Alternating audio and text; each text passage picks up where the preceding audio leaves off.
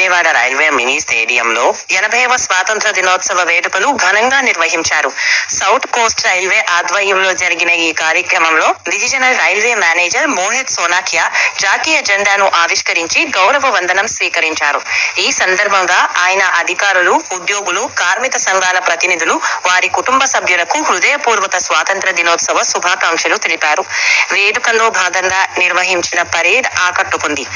స్వాతంత్ర సమరయోధుల త్యాగాలను స్మరించుకున్న డిఆర్ఎం మోహిత్ సోనాకియా దేశ అభివృద్ధి, రైల్వే పురోగతికి ప్రతి ఒక్కరూ నిబద్ధతతో పనిచేయాలన్నారు.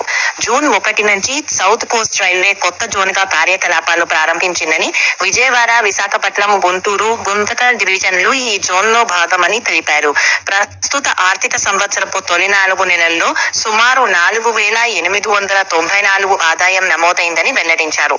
ప్రయాణికుల సౌకర్యాలు, భద్రత, మౌలిక వసతుల అభివృద్ధికి ప్రాధాన్యమిస్తున్నామని చెప్పారు.